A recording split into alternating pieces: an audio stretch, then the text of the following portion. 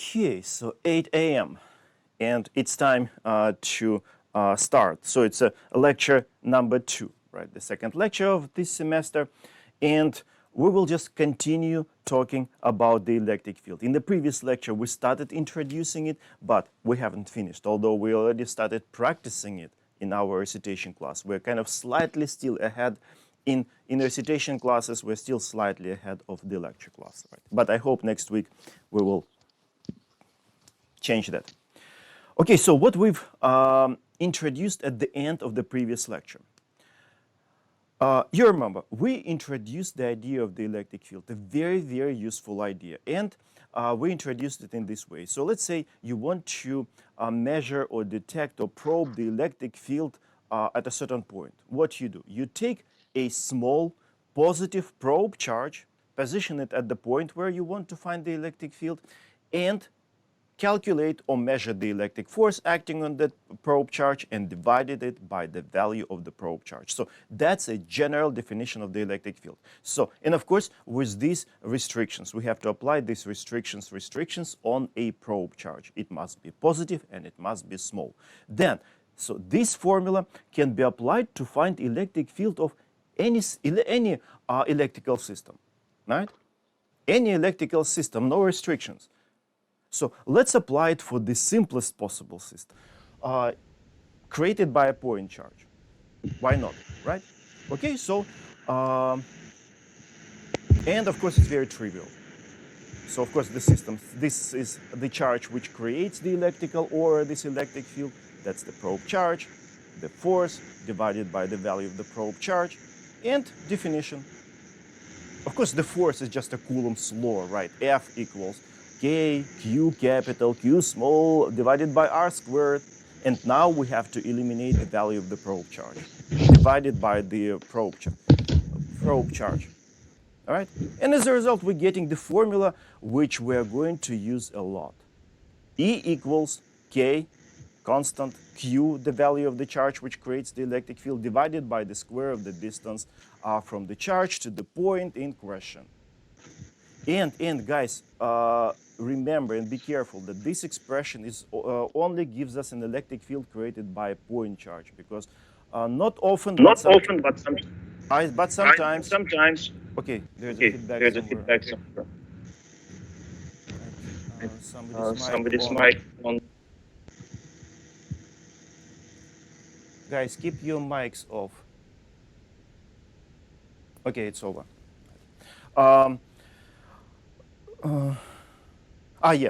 So sometimes I see students just grab this formula to find, for example, electric field created by a capacitor or some other electrical system. No, this is only correct to find electric field created by a point charge, nothing else. Right? Okay, so now we introduced the electric field, and the major issue with the electric field is the fact that, of course, it's invisible for us.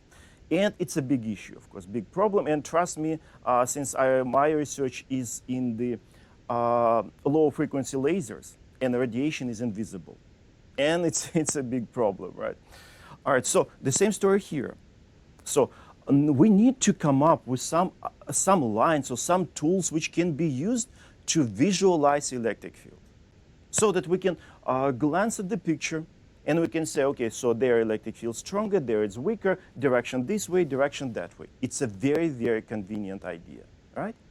So let's introduce something which can be used to help to simplify our life, right?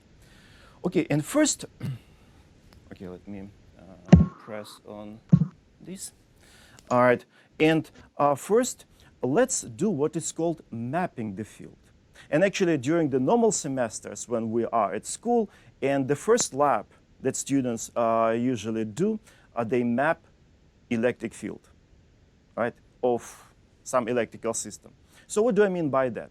So for example, let's say we have this positive point charge, which creates the electric field, electrical aura, right? And then you grab your small positive probe charge and position it, for example, at this point, right? And apply all that procedure. So measure the electric force, divided by the value of the probe charge, and you can draw this electric field vector. Then move probe charge to that point and repeat the procedure. Force, probe charge, field. Then move it here again. Force, probe charge, field. Force, probe charge, field. And you keep moving this probe charge to as many points as you want. And as a result, you can get a picture like this. It's called mapping the field, right?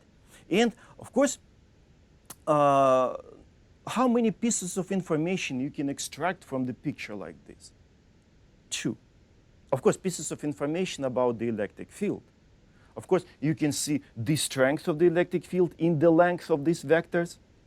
And of course, you can see a direction. What else do you need? Electric field is a vector, it has a magnitude, and it has a direction. Okay, so we can extract 2 pieces of information, right? And of course, exactly the same can be done for the negatively charged point. And you will get a picture like this. And of course, all the these vectors are going to be points towards the charge, because our probe charge is positive, right? So in this case, all these vectors outward. In this case, towards the charge.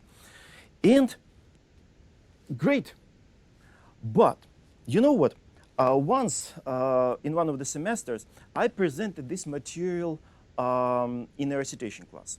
And I was standing by the whiteboard, and I was explaining, and I would position the probe charge over here, started drawing vectors, and then after maybe 15 seconds, maybe 20 seconds, right after I started drawing these vectors, I realized the idea behind electric field lines. You know, after 15 seconds, I started getting even kind of irritated, annoyed, because you have to draw tons of vectors, right? Of different lengths, of different directions. So you have to be careful, right? After some time, my arm started hurting. And of course, at the moments when kind of you irritated, you start making like sudden, movements, sharp movements, right?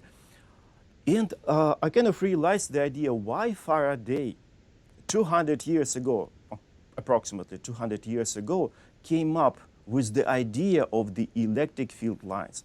Because if you almost, let's say your job is to work with the electric fields, and every day you have to draw all these vectors, you'll get crazy very quickly, right? So, of course, it's much easier to, for example, connect all these vectors with a straight line, or these vectors with a straight line, or these vectors with a straight line. And instead of drawing this complicated picture, you can draw something like this. For this case, for the case of the positive charge, or of course for the case of the negative charge, you will end up with a picture like this. And this is of course much better, much easier. And that's what Faraday suggested. It's just a natural, normal transition, because it's too complicated, right? Annoyingly complicated. But now, you remember in this picture we could extract 2 pieces of information: electric field, electric field strength and direction. Now let's look at this picture. Yeah, I can see direction, right? If I take this point, I can see direction of the electric field that way outward. Where is the strength? Before, yeah, we could see the strength in the length of these vectors. But now we don't have those vectors. It looks like we've lost 1 piece of information. But actually, we haven't lost. We just moved that information from one point to a different point. Now the information about the electric field strength is in the density of these electric field lines. For example, here, closer to the charge, you see density of lines, of course, larger, so the electric field stronger. If you move farther away over here, a density of these electric field lines, of course, smaller, electric field is weaker. So we just move that information to a different spot. But still, we have 2 pieces of information. So that's the idea of electric field lines. Very, very useful. All right. Okay, then, look, these electric field lines, they start on positive charge and end on the negative charges all the time. And of course, you understand it's a consequence of the fact that we decided to follow that convention, that our probe charge must be positive. If we decided, for example, to use a negative probe charge, then of course the whole situation will be sort of reverse, right? So all the electric field lines would end on positive charges and starts on negative charges. But we use positive probe charge convention, and all the time electric field lines start on positive charges and on negative charges. Okay, so this is the simplest example where electric field lines are straight lines. Now let's look at more complicated example. Let's look at a dipole. Actually, in this semester, in this course, I usually try to avoid dealing with dipoles because their description is more complicated. But as an example of the electric field lines, let's look. So what is the dipole? Dipole, it's a construction of 2 point charges. One is positive, the other one is negative. And of course, the same in absolute value. So let's say this is plus 5 coulomb, this is minus 5 coulomb. So that's what is called a dipole. And you see, now electric field lines, of course, much more complicated, right? And again, you see all of these electric field lines, they start on positive charge and end on negative. It must be all the time. If in your picture the situation is reverse, of course, it's not correct. At least you would confuse people, right? Then, all right, so let's say, and so since now electric field lines are not straight lines, so how can we get direction of the electric field, right? That piece of information. Okay, in order to get the direction, for example, at this point, you need to draw a tangent line. So electric field is along a tangent line, tangent to the electric field lines, right? Or here you see again, tangent, here, tangent. Or if you draw electric field lines going through this point, again, this direction is tangent to that line. Right. Then, of course, the strength is still in the density of lines, right? So if you are here at the center, of course, density of lines is large, so electric field will be the strongest, right?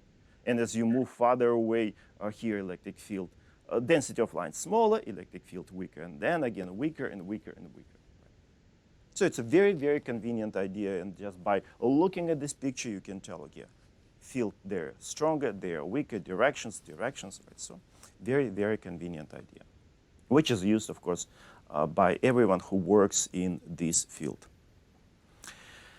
Okay, so that's enough of this, and now what's next, I think? Yeah, so just my animations, right? So of course, density of lines smaller, field weaker. Here, density of lines larger, electric field stronger. Right, so now, yeah, the question for you. And now I guess you'll have to scroll the chat a lot because once we had that glitch, everyone started chatting, started sending messages.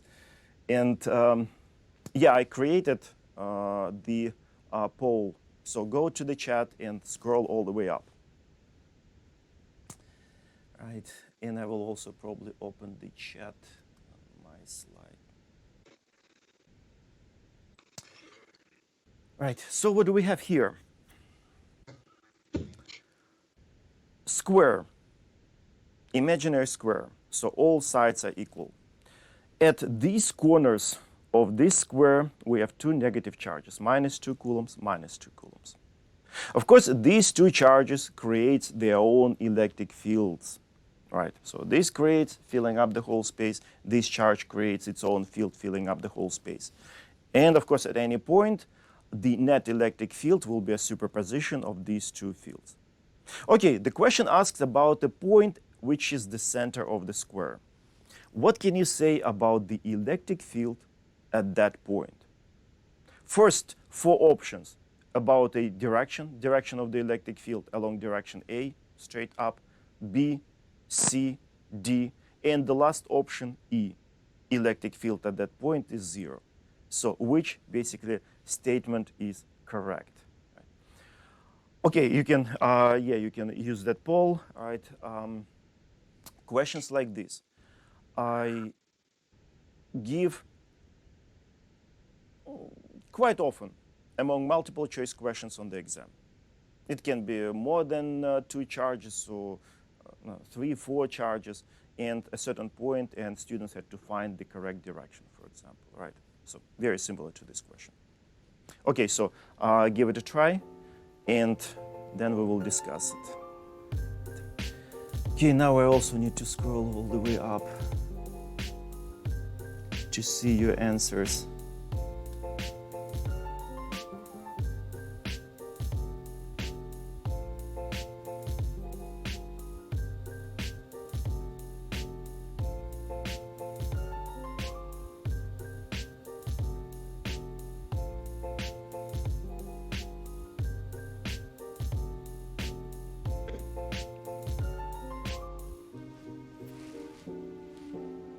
Again, guys, if you don't see the code, it means that software cropping the picture. Just the right click on the video and fit the screen, I think, option, and everything will be shown. I posted in Blackboard and I sent to you in email all these tips about the Microsoft. So I see your distribution of answers. Oh, some people believe that the electric field will be 0. Okay, why not? Oh, somebody changed its mind. His mind.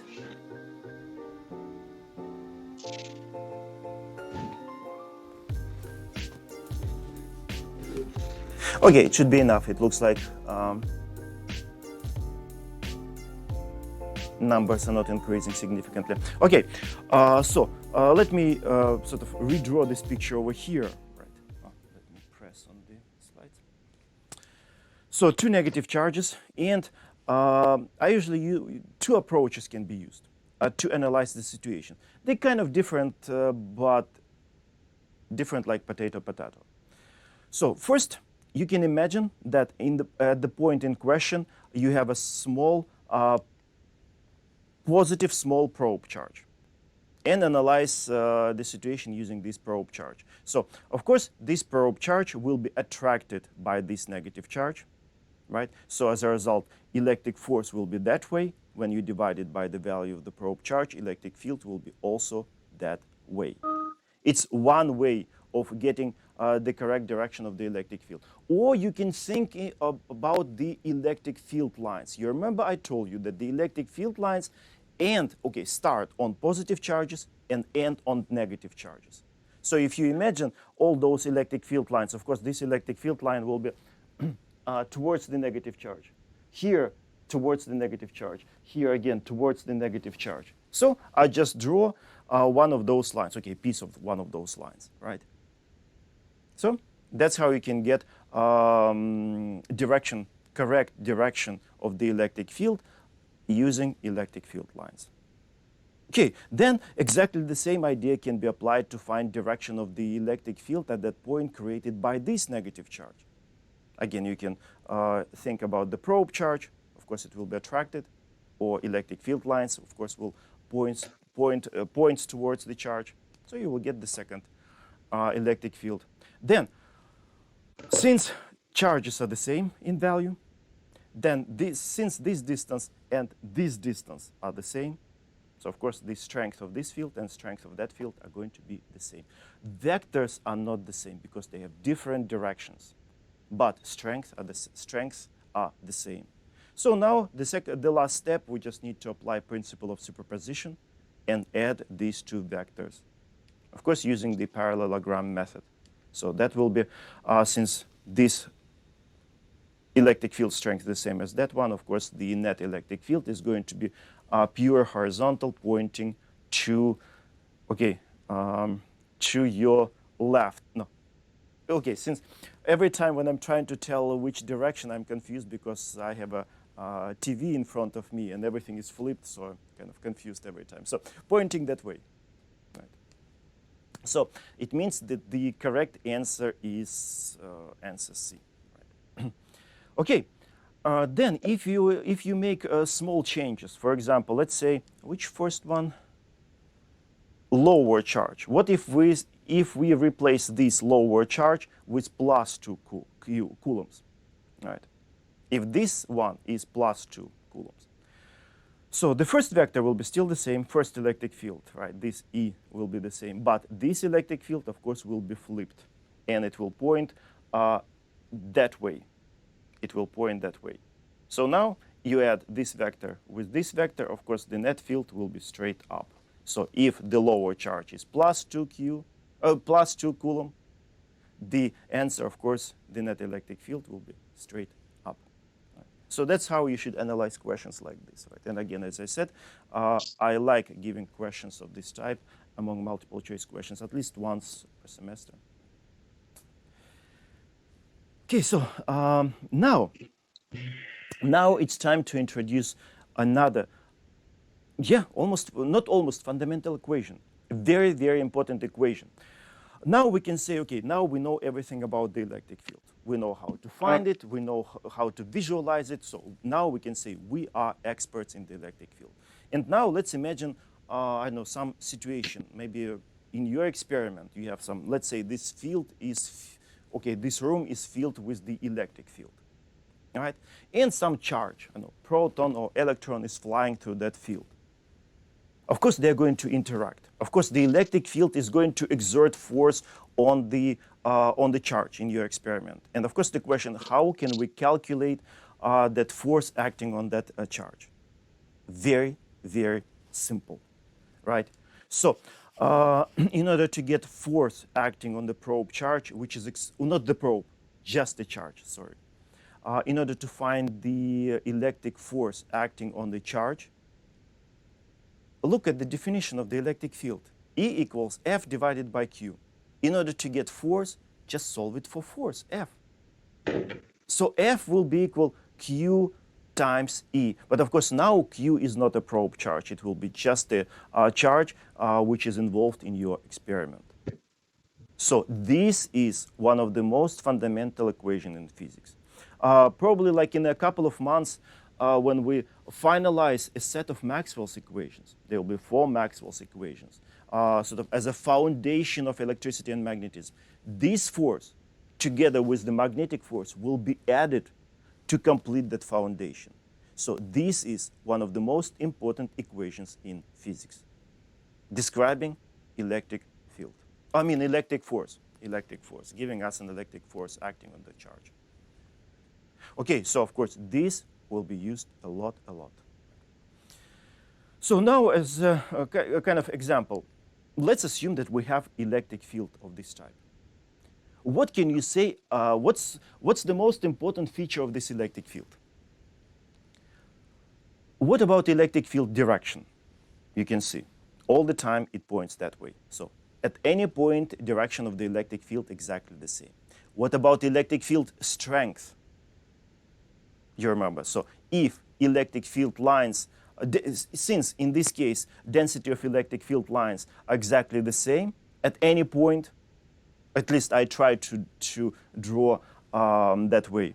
Since density of them is the same, so we can say that electric field strength is exactly the same at any point. So this is an example of what is called a uniform electric field.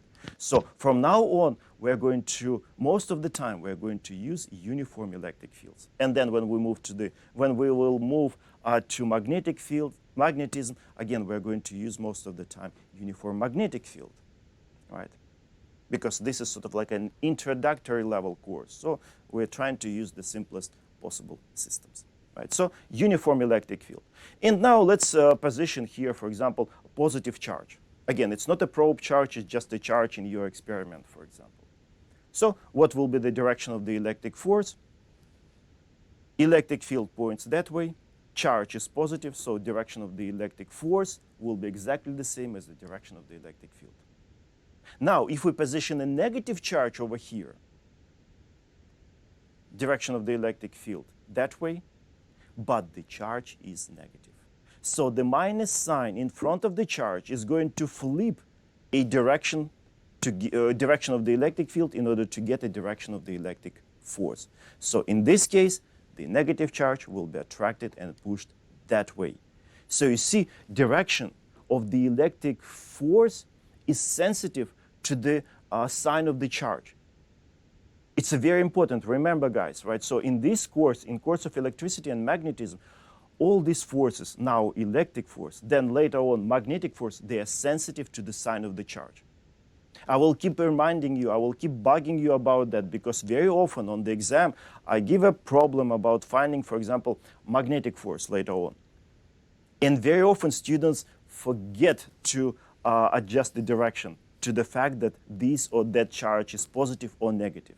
A very common mistake. So I'm warning you now, and of course I will keep bugging you about that. So all these forces, directions of the forces, sensitive to the sign of the charge.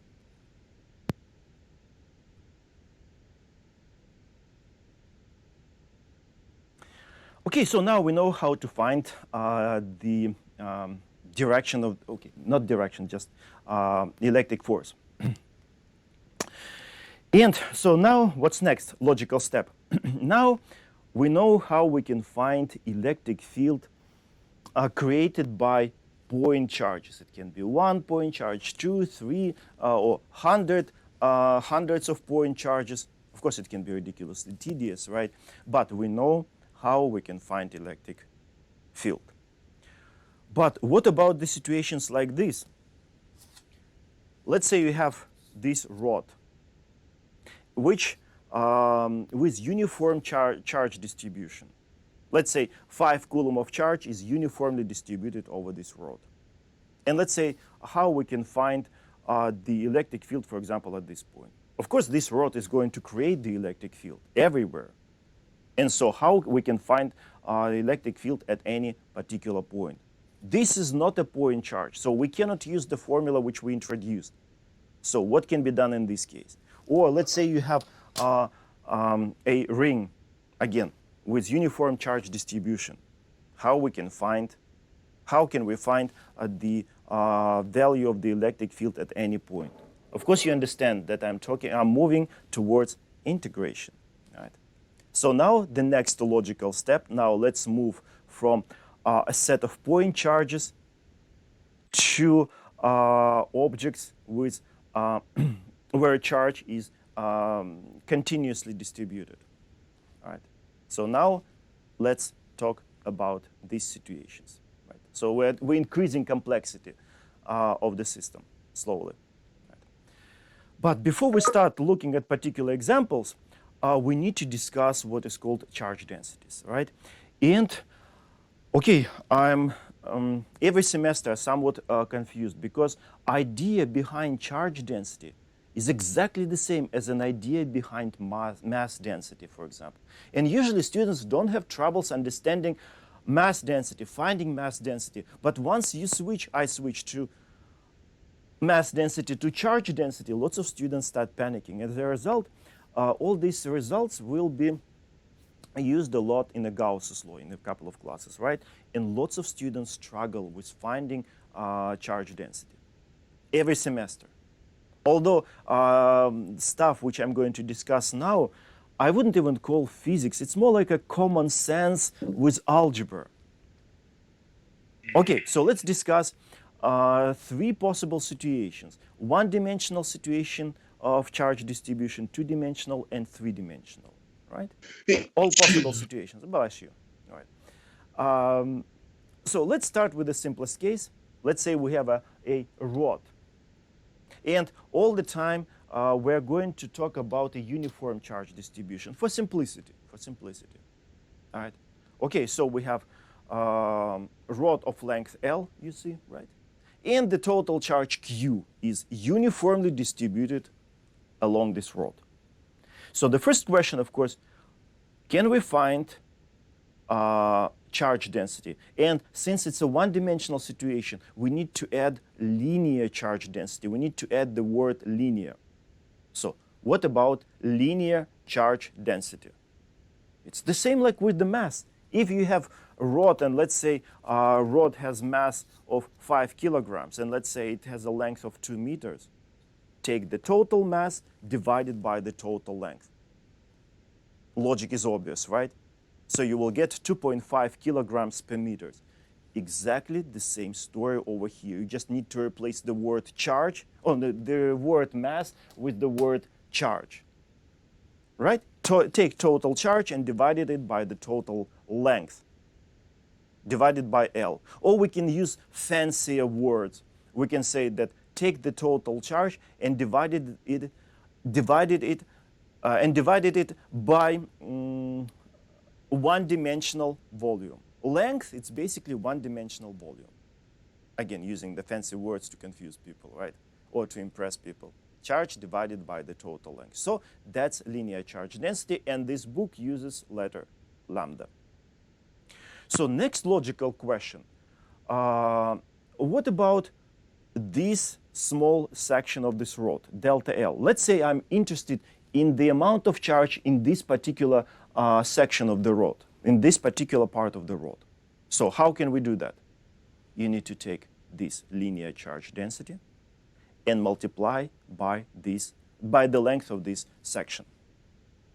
If you are confused, why multiply or maybe should I divide, look at the units. Units of lambda, coulombs divided by meters. You want to get units of charge, units of coulombs. You need to get coulombs. How can we get from there coulombs? You need to multiply this density by length. Of course, which length? Length of that section. Lambda times delta L. So you need to take linear charge density and multiply it by that section, by the length of that section. All right. So exactly the same steps, of course, you would have to do in order to find the mass of that section.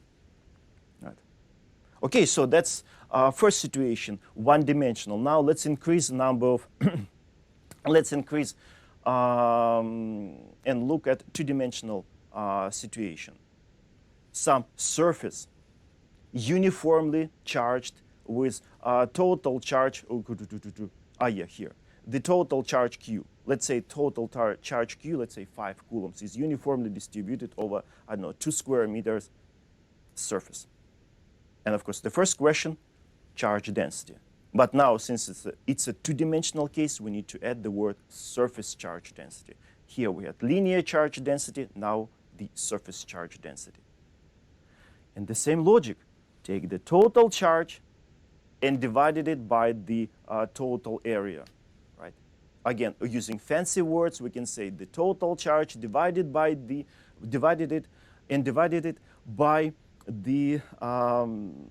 two-dimensional volume. Area, it's basically two-dimensional volume. Here we had one-dimensional volume L, and now divided it by two-dimensional volume. So you see the pattern, charge divided it by one-dimensional volume, now charge divided by a two-dimensional volume. Then again, logical question, what about the amount of charge in this small patch, let's say of area delta A? We're going to use all these results for the next several classes quite often, especially, as I said, when we get to the Gauss's law. The same like here. You take the density and multiply by the area of that patch. It will give us the amount of charge in that particular patch of the surface. Right. Again, here we had density times length of that section, now density times the area of that section. So that's the two-dimensional situation. And now, of course, let's extend it to three-dimensional case. Total charge Q is uniformly distributed over that sphere. Again, now charge density, of course, it will be volume charge density. Total charge divided by, and divide that by the total volume. Of course, now it's a three-dimensional volume, or we can just say volume. Q divided by V. And letter rho is used in this book. And again, if you take the small section, small part of that volume, how can we find the amount of charge in that volume, small section? A small part of the volume of that sphere. The same pattern as here. Density times, of course, now it will be delta V, rho times delta V. So all these will be used a lot for the next several classes. Right? One-dimensional case, two-dimensional case, three-dimensional situation. And now after this, let's look at the example. Okay, let me step away from here. And the example will be ring, uniformly charged.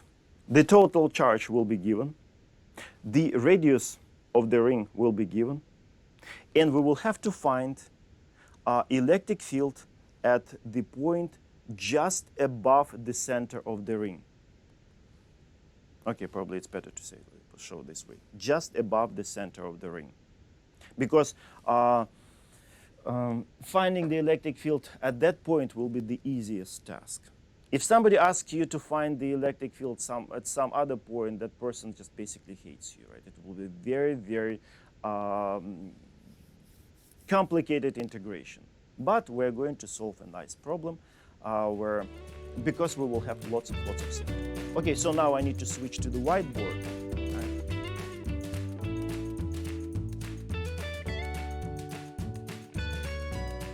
So, as I said, we have a ring, radius r given, the total charge is in the ring is given, and again, it's a uniform distribution of charges, again, to make our life easier. All right, and then here's the center of the ring. We need to find the electric field at this point, which is at the distance z from the center of the ring. All right? Okay, where are my markers? Here. So where should we start? Probably we need to start with this. Look, this is not a point charge, right? So we cannot just grab that formula E equals kq divided by r squared. No way. Maybe you can treat it as the point charge if you go to infinity, and from infinity this ring would look like a point charge. Only in that case you can use that formula, right? And so it means that what can be done in this case?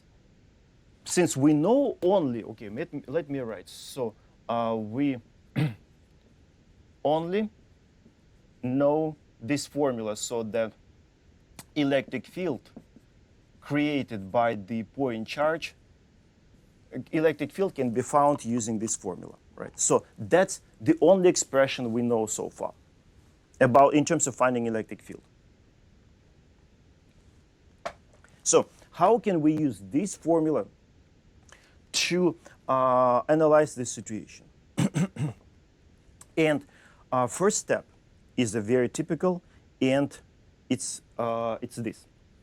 Let's take infinitesimally small section of this ring. Okay, let me first take that section. All right, so let's take this. And infinitesimally small, so it has a length of dl. And of course, it will have a small amount of charge dq. Right. And now let me ask you, so what does it mean in an infinitesimally small section?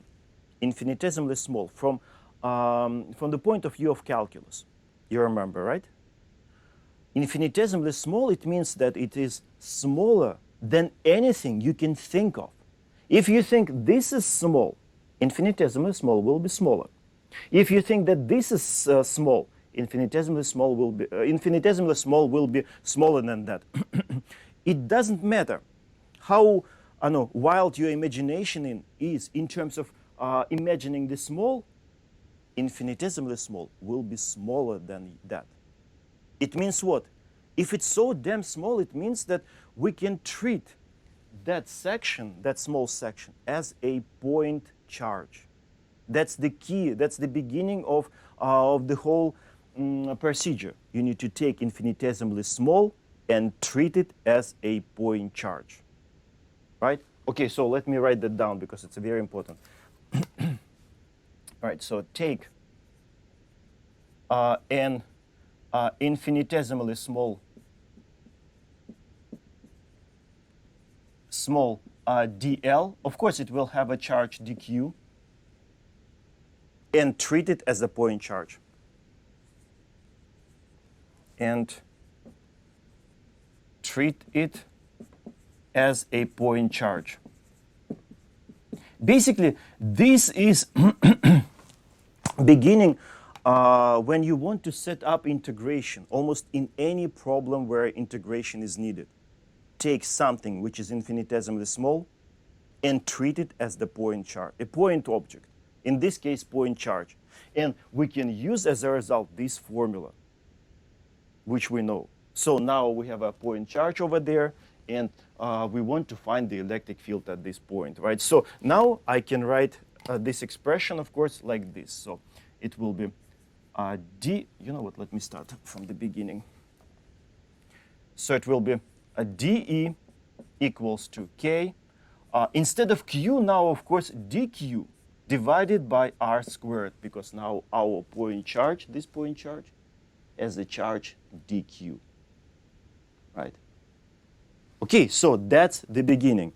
Then, of course, this is electric field is a vector. Now let me draw it on the picture. So I will draw first, this is r small, it's that one, right? Because this is the point charge, and that's the point where we want to find the electric field. Of course, this r, it's a distance from the to the point. And I can draw this electric field. So that is our dE. Right? Okay. Yeah, it's supposed to be along the same line, but slightly distorted picture. But it's not that bad. So what's next? Now, all these parameters must be written in terms of what is given QRZ, and in terms of a single variable of integration. Usually, from the very beginning, it's difficult to tell which variable of integration is going to be at the end. So let's just logically move, reveal everything, and then at the end we will see which variable of integration will be the most useful. From the very beginning, usually it's difficult to see, unless you have lots of experience, right, and you can use gut's feeling and you can tell from the very beginning what will be the best one, right? All right, so first, let's take care of this r squared. Again, in terms of writing in what is given and in terms of variable of integration. This r squared will be, of course, you see this is the right triangle. This point, that point, and this point. It's a right triangle since this angle is 90 degrees. So we can use Pythagorean theorem. R squared equals r capital squared plus z squared. So r squared equals to r capital squared plus z squared. Just Pythagorean theorem. So that's, and you see r is given, z is given. So yeah, we wrote in terms of what is given. Now, what about dq? Again, we need to write in terms of given and what is given and in terms of a variable of integration. So let's take care of dq. Now, let me ask you this question. We just discussed in the previous slide all those charge densities, linear, surface, volume. Which charge density do we have to use here? Usually, students, quite a few students, lots of students think it's a two-dimensional charge distribution. No. It looks like an object since it's a ring. It looks like the object itself physically two-dimensional, right? But the charge distribution is linear. Now I'm standing and looking, here it is. And I can try to convince you, look, if I have this, let's say it's a rod, right? Uniformly charged, right? And it's flexible. So obviously, if I ask you, is it linear or two-dimensional charge distribution, of course you can have without hesitation. You will be able to answer without hesitations that it's a one-dimensional charge distribution. But what if I slightly bend it? It's still the same linear charge distribution, but although now object looks like a two-dimensional, but it's still linear charge distribution. And if I keep bending, bending, and bending, it's still linear charge distribution. And if I bend it, okay, I don't want to break it. So sooner or later, I will end up with a ring if I keep bending.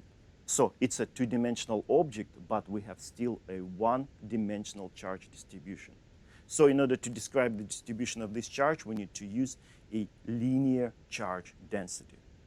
Linear charge density. It's the first that box in the previous slide, right? So let me use that. So in order to find, and now it's the second formula in the first box. First formula we used to find, the first formula was to find charge density, and the second formula was, sorry, and the second formula was about finding the amount of charge in a small section. Small section in the rod, basically, right? So we can use that second formula, dq. So dq equals to lambda times, and the length of that rod, dl, is the length of the section, the length of that small section, lambda times dl. Okay, let me open my explanation box, which I use in order to explain what I do to move from this point to the next point in this equation. So first I will write that lambda is called linear charge density, right? You remember linear charge density. Right. And so how can we find it? That's the first formula in that first box. Total charge, which is given, but now it's not a straight line, it's a curved, but still, what a big deal. So the total charge divided by the total length of the rod. The total length of the rod is circumference, 2 pi r capital. Q divided by 2 pi r capital. So plug it, and we will get what we wanted. So it will be Q times dl divided by 2 pi r. So we wrote dq in this formula in terms of q, r given, in terms of what is given, and naturally we introduced the first option, which can be used as a variable of integration. So right now I'm planning to integrate in terms of L, small section of this, the length of this small section. So it naturally appeared. Maybe if it's not good in a few steps, maybe I will change it. We'll see. Right now I cannot tell. But for now, dl, why not? Okay, so now let me put them all together in the expression for dE. So dE equals k dq q dl divided by 2 pi r, and divided by r squared also. You know what, I don't want to rewrite it one more time. I will just write it like this. So 2 pi, okay, not 2 pi, 2 pi r will be downstairs, damn it. Q dl, and divided it by 2 pi r, and this r squared plus z squared. Right. So, okay, let me hold you for one extra minute maybe. So what should be the next step? This is the magnitude, the strength of this vector. But electric field is a vector, and we need to treat it as the vector. What we found is just a magnitude. So we cannot just grab that expression and start integrating, because we'll have to go through the integration in order to find the net field at this point.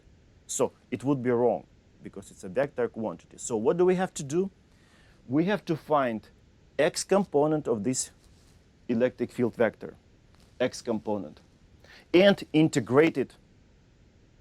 Then we need to find y component, project this vector to this direction, and again integrate it. So that's how you should integrate vector quantity, right?